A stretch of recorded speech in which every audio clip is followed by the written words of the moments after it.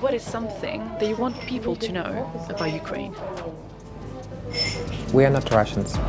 Sometimes people were really shocked by the fact that we are used to have a great life. We're used to feeling free, not oppressed.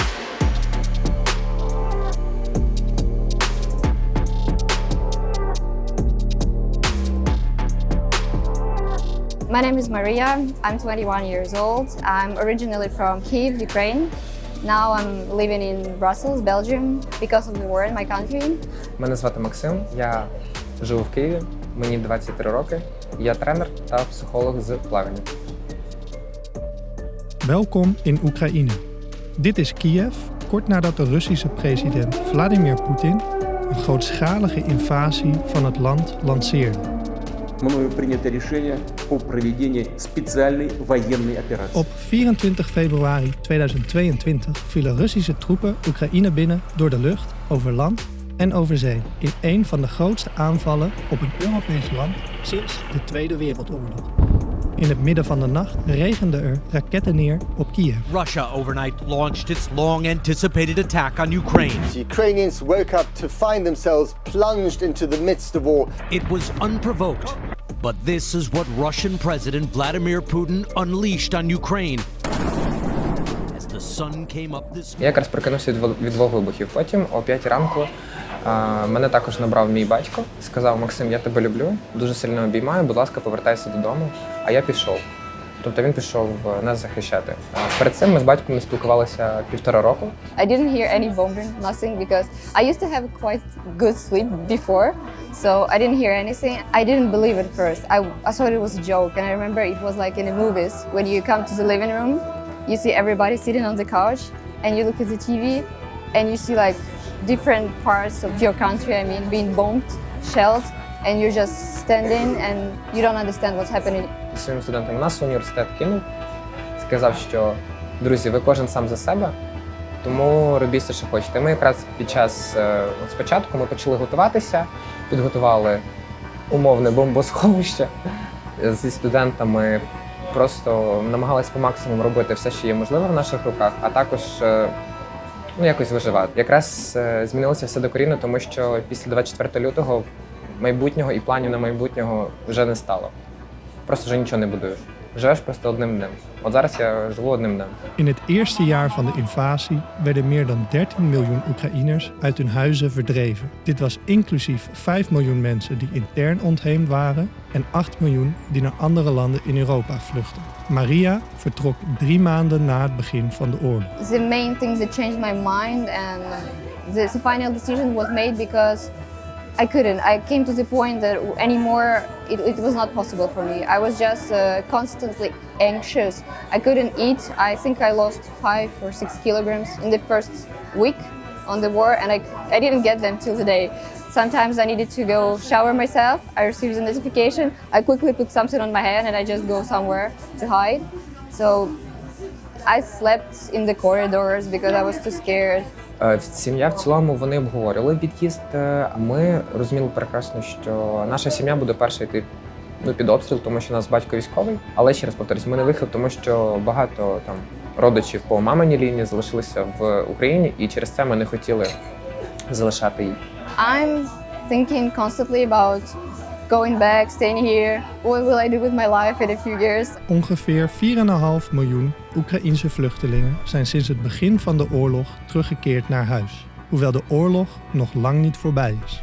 Sinds februari 2022 zijn in totaal 500.000 militaire slachtoffers gevallen aan beide kanten. Oekraïne heeft 54% van het bezette gebied heroverd. Rusland heeft nog steeds 18% van het land in handen. Maar waarom was Poetin deze oorlog überhaupt begonnen?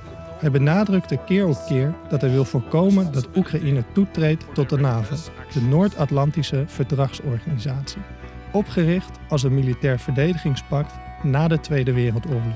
Na de val van de Sovjet-Unie in 1991 zijn een aantal landen uit de voormalige Sovjet-Unie toegetreden tot de NAVO, waardoor de grenzen dichter naar Moskou zijn verplaatst.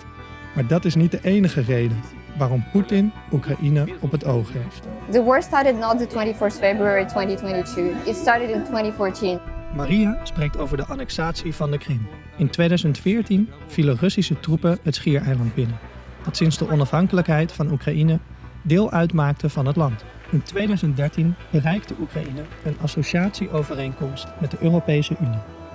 De toen pro-Russische president Viktor Yanukovych weigerde deze te ondertekenen en koos in plaats daarvan voor nauwere strategische banden met Rusland. Pro-Europese demonstranten overspoelden de straten van Kiev, geconfronteerd met maanden van gewelddadige onderdrukking. Totdat Yanukovych in 2014 naar Rusland vluchtte. Maar niet iedereen was hier blij mee. Veel mensen in het Russisch sprekende oosten wilden dat Yanukovych zou blijven. In april 2014, enkele weken na de overname van de Krim, begon Poetin separatistische krachten te steunen tegen het Oekraïense leger in de Donbassregio. Onder het voorwendsel om die regio's te bevrijden en Kievs democratische regering te denazificeren, viel Poetin in 2022 Oekraïne binnen. My whole life changed and everybody changed. I'm not the same person anymore.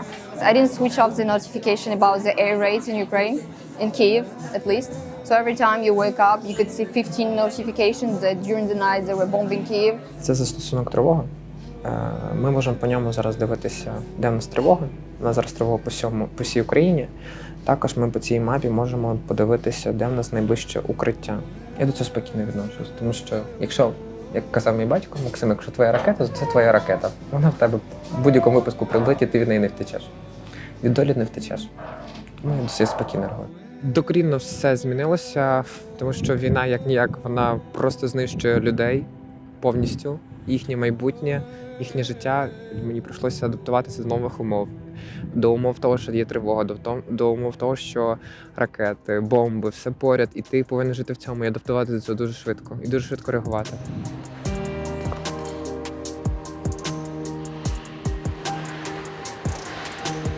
Figure skating is like quite the linking point for me between Ukraine and Belgium because that's my hobby. I really enjoy doing it. I started at the age of 4. It's something that keeps me awake and brings me joy. So I really enjoy doing it even here. And I don't know, when I'm figure skating, I don't think about all the problems and difficulties that I am facing and my country is facing right now. My closest friends and my family is in Ukraine still. I still talk to everybody every night, every evening, so I have this connection with them. And sometimes I understand that we're not on the same level because I'm not living the same thing they're living now. Тут важко, тому що у мене більша моя частина, друзі виїхали за кордон, хто по світу, скрізь люди розкидані. Але, звичайно, коли ти дивишся там історії, коли ти споглядаєш в інстаграмі, як хтось відпочиває, хтось просто живе своє прекрасне життя, подорожує, а ти повинен просто сидіти як в клітці, да, і боятись того, що там тебе можуть вбити. Een onderdeel van Poetins retoriek is dat Oekraïne en Rusland één volk, één geheel zijn.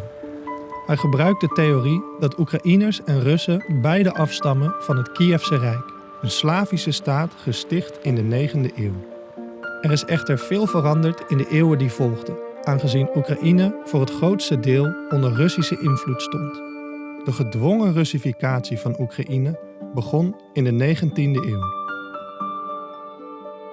Tegen 1804 werd de Oekraïense taal verboden.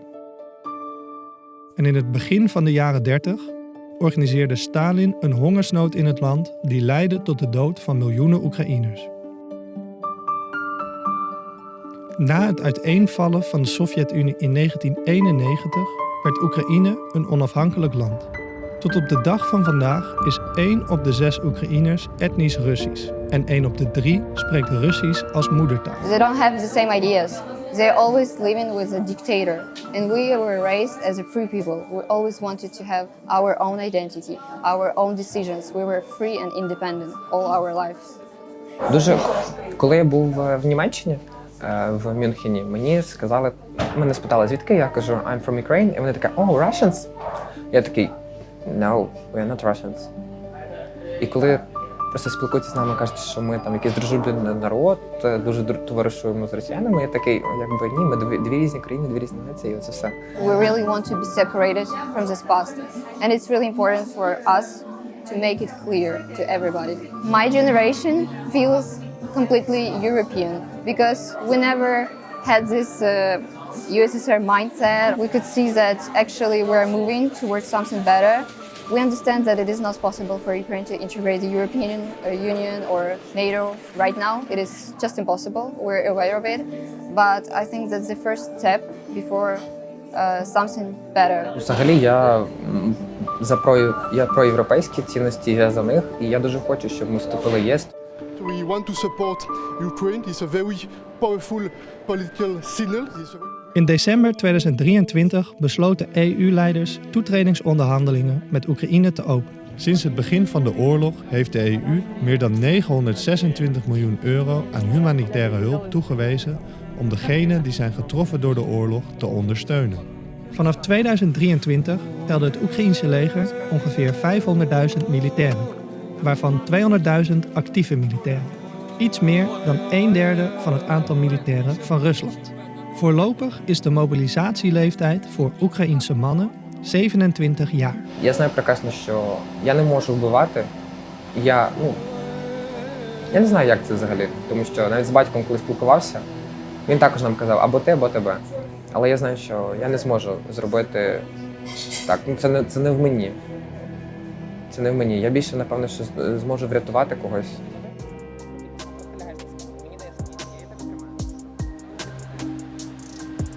Надаю послуги психологічні, тому що я реабілітую багато дітей, реабілітую жінок, чоловіків, котрі є і повернулися з зони бойових дій. І я вважаю, що я багато тут вже надаю допомоги, тому що багато травмованих, багато людей з ПТСР, багато людей просто, взагалі вони не бачать майбутнього ніякого. І ти намагаєшся просто дати цим людям позитив, дати їм щось хороше, якусь емоцію, просто хоч щось.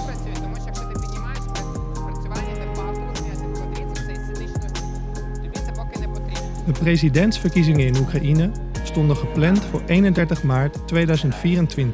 Echter de noodtoestand biedt geen ruimte voor democratische verkiezingen, waardoor president Zelensky voor onbepaalde tijd aan de macht blijft. People right now in Ukraine are really concentrated on the best scenario for our country. It's to come to the borders of 1991 when Ukraine remained independent from the USSR.